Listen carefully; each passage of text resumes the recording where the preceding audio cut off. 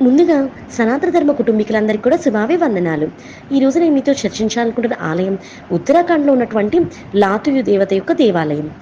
ఏ దేవాలయానికి వెళ్ళినా ఆ ఆలయంలో కొలువైనటువంటి దేవుడిని కానీ, దేవతని కానీ మనం కళ్ళారా దర్శించుకొని, మన కోరికలు చెప్పమని మరియు కోరికలు తీర్చమని వేడుకుంటూ ఉంటాం. దేవునికి దండం పెట్టుకునే సమయంలో మాత్రమే కళ్ళు మూసుకొని ఉంటాం. కానీ ఒక దేవాలయంలో మాత్రం ఆ దేవతను కళ్ళతో చూడకుండానే దర్శించుకోవాలి. భక్తులు ఆ దేవాలయంలోకి అడుగు పెట్టాలంటే కళ్ళు మూసుకోవడం మాత్రమే కాదు, కళ్ళకు గంతలు కూడా కట్టుకోవాలి. ఏమాత్రం కంటికి ఏది కనిపించకుండా గంతలు కట్టుకోవాలి. ఆ దేవాలయంలో భక్తులే కాదండి, పూజలు చేసే పూజారులు కూడా కళ్ళకు గంతలు కట్టుకొని ఉండాలి. మరి అత్యంత విశిష్టత కలిగినటువంటి ఈ దేవాలయం విశేషాలు ఈరోజు మనం తెలుసుకుందాం. ఈ ఆలయం ఉత్తరాఖండ్ చమోలి జిల్లాలోని పురాతన దేవాలయమైనటువంటి లాతూ దేవాలయం. ఈ ఆలయం బాన్ అనే గ్రామంలో ఉంది. మన హిందూ సాంప్రదాయంలో ఎన్నో కట్టుబాట్లు ఉన్నాయి. అవన్నీ నమ్మకాల ప్రకారం ఏర్పడ్డవే. అలా అనేక దేవాలయాలలో రకరకాల ఆచారాలు, కట్టుబాట్లు, సాంప్రదాయాలు కొనసాగుతూ ఉన్నాయి. దేశంలో కొన్ని ఆలయాల్లో నిగూఢమైన భయానక రహస్యాలు కూడా ఉన్నాయని మన చరిత్ర చెప్తుంది. అటువంటిదే ఈ మిస్టరీ దేవాలయం. బాన్ గ్రామంలోని లాతు మందిరంలో అనేక సంవత్సరాలుగా ఈ విచిత్రమైన సాంప్రదాయం కొనసాగుతూ ఉంది. ఈ ఆలయంలో దైవాన్ని కళ్లకు గంతలు కట్టుకొని దర్శించుకోవాలి, లేదంటే కంటి చూపు పోయే ప్రమాదం ఉందంట. ఈ ఆలయ పూజారులు కూడా దేవాలయంలోకి ప్రవేశించే ముందు కళ్లకు గంతలు కొట్టుకుంటారు. నోరు కూడా మూసేలా కట్టుకుంటారంట. వారి శ్వాస కూడా దైవానికి సోకకూడదంట. భక్తులు కూడా దూరం నుంచి కళ్లకు గంతలు కట్టుకొని స్వామివారిని దర్శించుకోవాలి. ఈ ఆలయంలో లాతూ దేవతను మాత్రమే పూజిస్తారు. ఇక్కడ లాతూ దేవతను ఉత్తరాఖండ్లోని నందాదేవిని మతపరమైన సోదరిగా పరిగణిస్తారు. ఆ మాతను ఎంతో భక్తి శ్రద్ధలతో పూజిస్తారు. లాతూ దేవాలయంలో నాగరాజు తన విలువైన రత్నంతో నివసిస్తూ ఉంటాడు.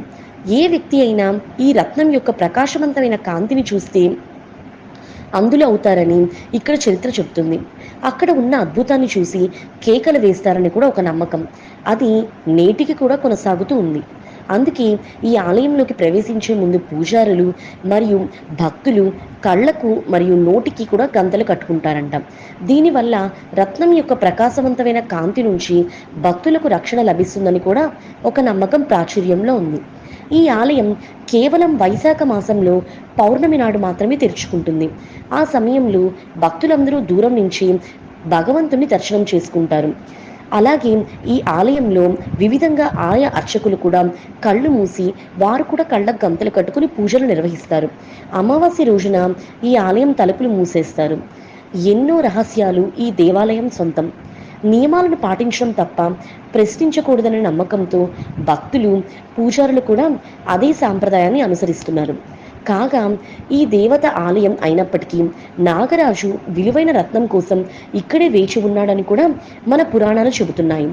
మత విశ్వాసాలపై ఆధారపడి కొనసాగే ఇటువంటి నమ్మకాలు, రహస్యాలు కేవలం ఊహలే అని మనం కొట్టిపారేయలేం. కొంతమంది ఇవన్నీ కూడా ట్రాష్ అని అంటూ ఉంటారు. కానీ దీనికి సంబంధించి ఎటువంటి శాస్త్రీయ ఆధారాలు లేకపోయినా మనిషి ఛేదించినటువంటి ఎన్నో రహస్యాలు ఈనాటికి మనకు ఉన్నాయి. అవన్నీ మనిషి మేధస్సుకు అందనటువంటి ఒక మానవాతీత శక్తులనని కూడా ఒక నమ్మకం ఉంది. ఉత్తరాఖండ్ ప్రధాన దేవత అయినటువంటి నందాదేవికి సోదరిగా నమ్మబడే లాతూ దేవతకు ఈ ఆలయం అంకితం చేయబడింది. శ్రీ నందాదేవి యొక్క పవిత్ర ఊరేగింపు ప్రతి 12 సంవత్సరాలకు ఒకసారి జరుపుకుంటాము. పురాణాల ప్రకారం హేమ్కుండ్ వరకు జరిగే ఈ ప్రయాణంలో లాతూ దేవత నందాదేవిని స్వాగతించిందంట.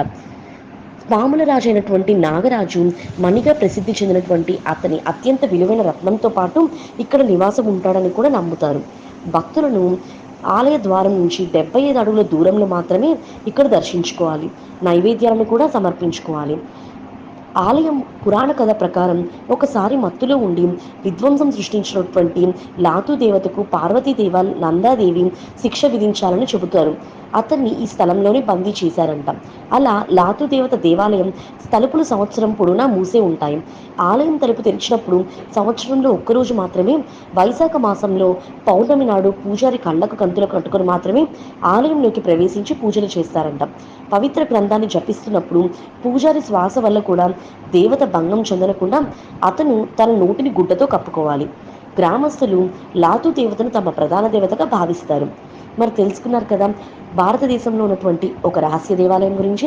ఈ వీడియో చూసిన మీ అందరికీ కూడా ముందుగా సనాతన ధర్మ కుటుంబీకులందరికీ కూడా శుభావి వందనాలు. ఈ రోజు నేను మీతో చర్చించాలనుకుంటున్న ఆలయం ఉత్తరాఖండ్లో ఉన్నటువంటి లాతుయు దేవత యొక్క దేవాలయం. ఏ దేవాలయానికి వెళ్ళినా ఆ